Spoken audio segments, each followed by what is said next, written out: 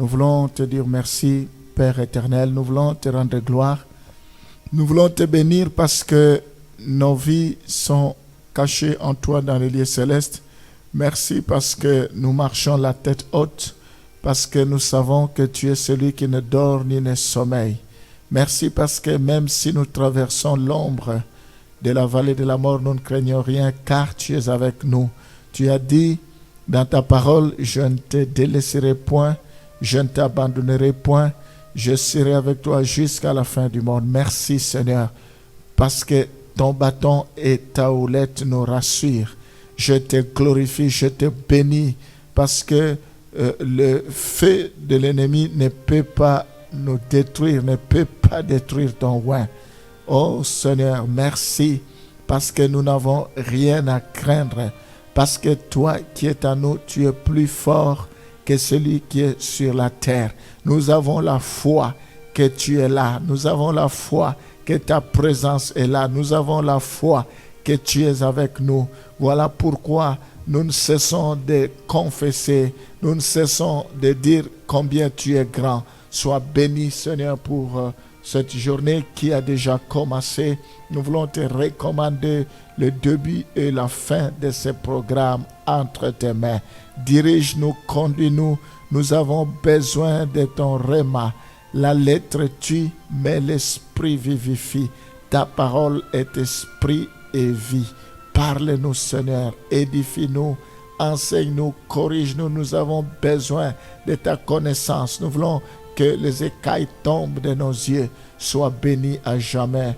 Au nom de Jésus, nous t'avons ainsi prié. Amen. Luc chapitre 6, de versets 22 à 23, que je vais lire. Heureux serez-vous lorsque les hommes vous haïront. Est-ce qu'on vous a déjà haï? Est-ce qu'on vous a déjà calomnié? Est-ce qu'on vous a déjà trahi? Lorsqu'on vous chassera, vous outragera et qu'on rejettera votre nom comme infâme à cause du Fils de l'homme. Réjouissez-vous en ce jour-là et tressaillez d'allégresse, parce que votre récompense sera grande dans le ciel, car c'est ainsi que leur Père traitait les prophètes.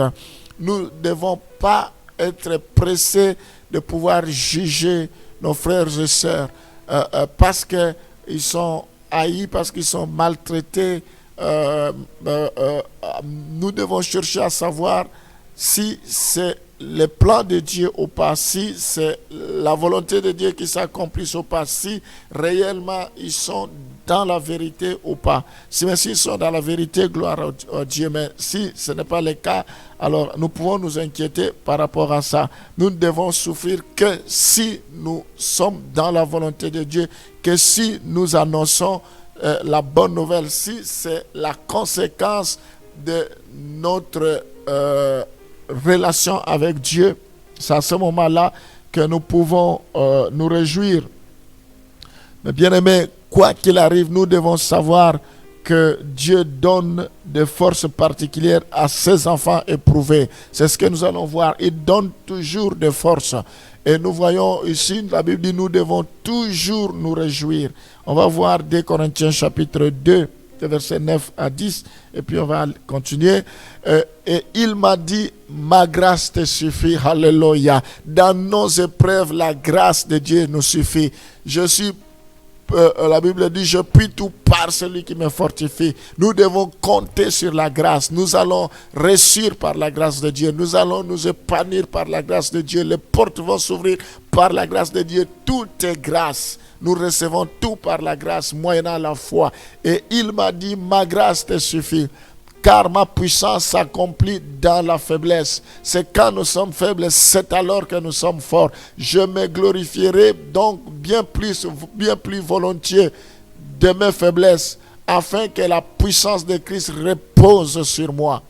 C'est pourquoi je me plais dans les faiblesses, dans les outrages, dans les calamités, dans les persécutions, dans les détresses, pour Christ, car quand je suis faible, c'est alors que je suis fort. Alléluia. La Bible dit que celui qui pauvre puisse dire je suis riche, que celui qui est faible puisse dire que je suis fort. Ici, Paul, c'est vraiment un modèle. Je comprends pourquoi il a dit soyez mes imitateurs comme je le suis pour Christ.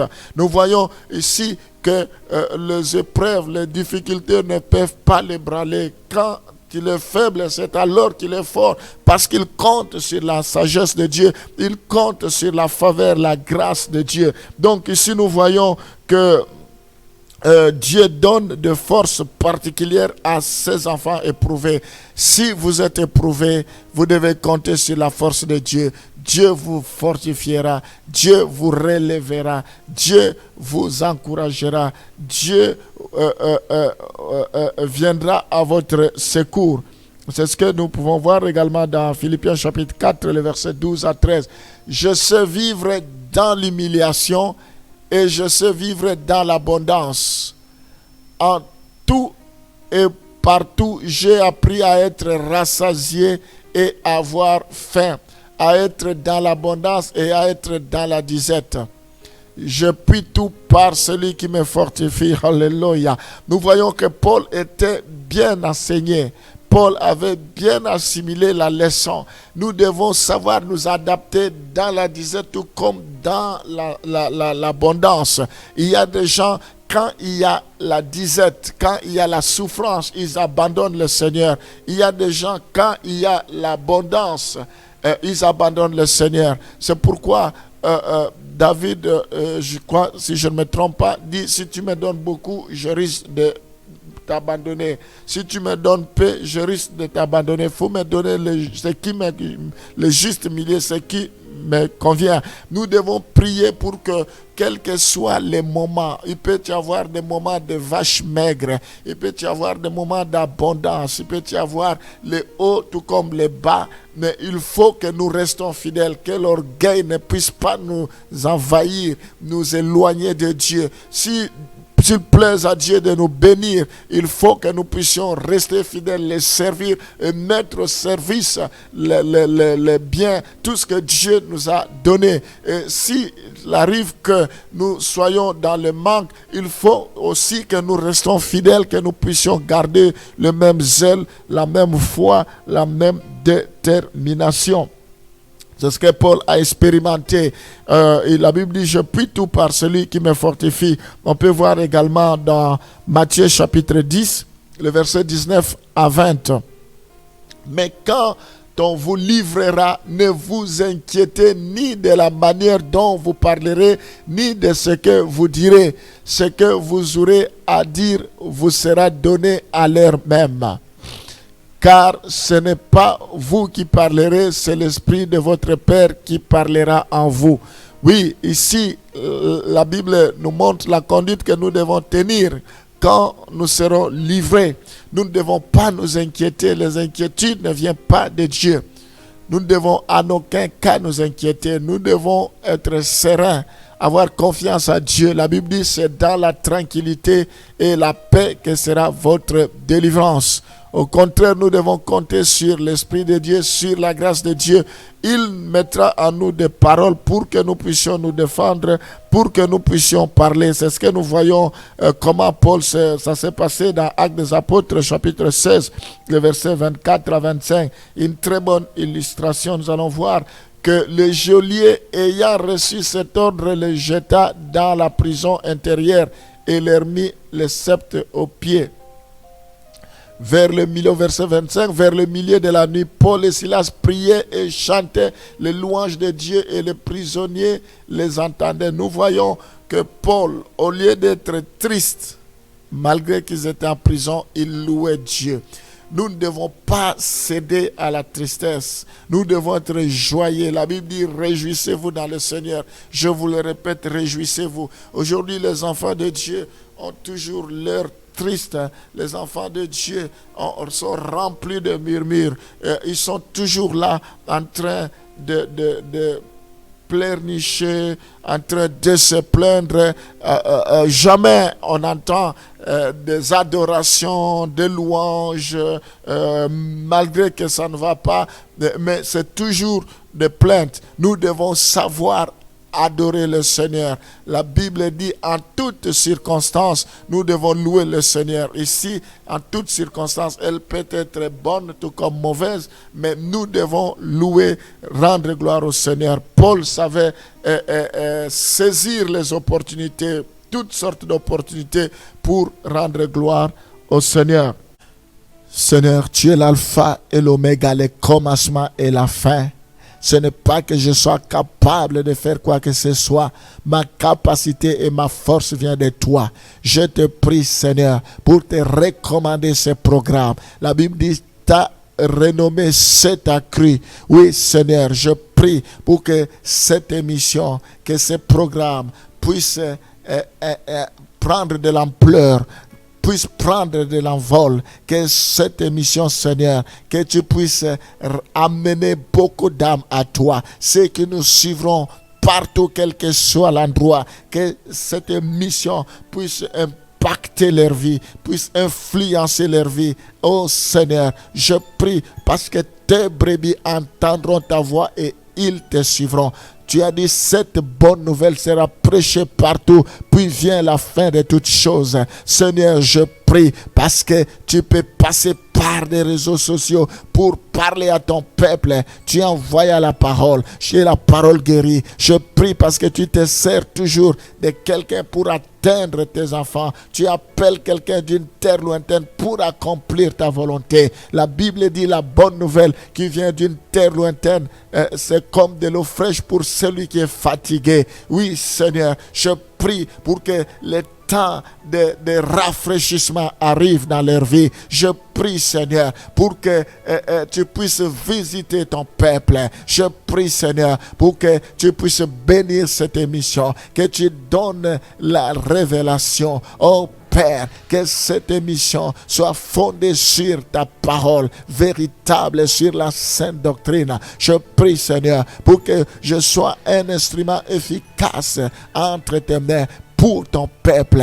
Oui, Seigneur, que je diminue, que toi tu croisses. Visite ton peuple, bénis cette œuvre, Seigneur. Oh Père, je prie pour chacun de tes enfants. Je prie pour la nation française.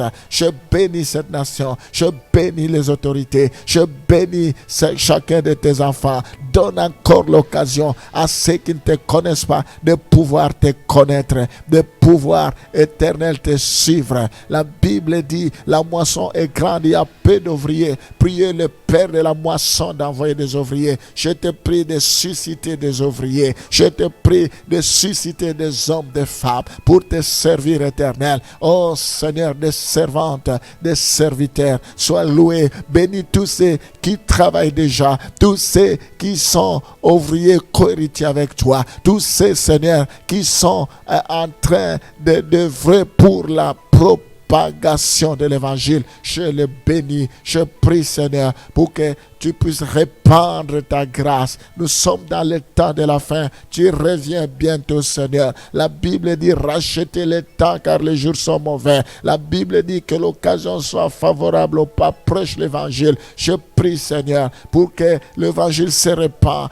partout, Seigneur, que l'évangile puisse aller partout jusqu'aux extrémités de la terre. Je te bénis, Seigneur, pour ce que tu fais. Tu as dit, partout fouillera le plan de vos pieds, je vous donne ce lieu. Que la France te soit donnée. Je te consacre la France. Je bénis la France. Je bénis cette terre d'accueil éternel. Oh Seigneur, je prie pour que tu sois avec les autorités, que tu puisses les inspirer. Oh Seigneur, que tu leur donnes la sagesse de pouvoir conduire le peuple que tu leur as donné. Je le bénis maintenant. Ils ont besoin de ton soutien, besoin de ta protection. Je prie, Seigneur, pour que ta faveur soit sur chacun de tes enfants. Sois béni à jamais. Au nom de Jésus, nous t'avons ainsi prié.